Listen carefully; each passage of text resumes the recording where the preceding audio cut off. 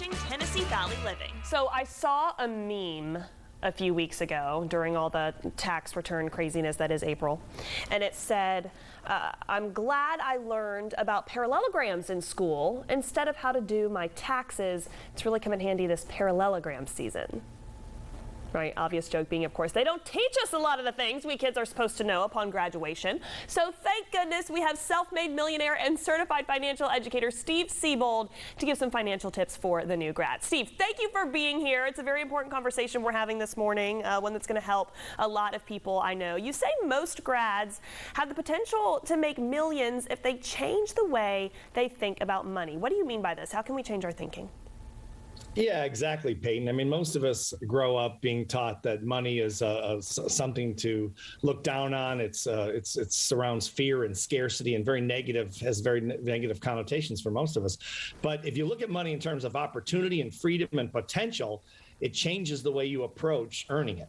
All right, very interesting. I love, again, the idea of viewing money as an opportunity, just like you said. I think, though, for a lot of young people, it's all they can do to pay their rent, right? And like the idea of saving or investing in the stock market, putting it in a 401k, like that kind of feels impossible. How can young people really maximize those starter salaries, really no matter how small, at their first job? Well, I think it starts with expectation, having high expectations instead of low expectations about what you can do. And it is a process. It takes time. And when you're starting out, you have to, reduce your debt and try to increase your income and invest at the same time. It's not the easiest thing to do. And that's why we wrote this book, How Money Works, to teach people the basics, as you mentioned in the opening, that we don't learn in school. Yeah. And we should learn in school, but the financial lobby won't have it. The richer they get. Yeah, very interesting takeaway there. And so what are some practical ways, Steve, that new graduates can find those good jobs, negotiate those salaries, right, set those standards high, and really make the most of those initial career steps?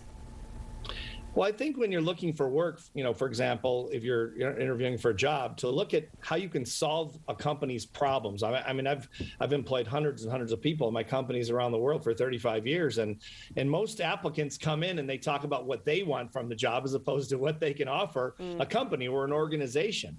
And so focus on how you can solve an organization's problems, because the bigger problems you solve, the more money they pay you. Yeah, interesting. I think too, and part of that is just finding what your talents are, right? I think I was told success happens where talent intersects with passion, right? Like what you love combined with what you're good at, and like you said, how you can solve problems for a company, what you can bring to the table will really make you a valuable asset. Steve, very good insights. Thank you so much. Great info, not only for the grads, but even the grown-ups out there. So we certainly appreciate the time, and thank you again so much for this conversation.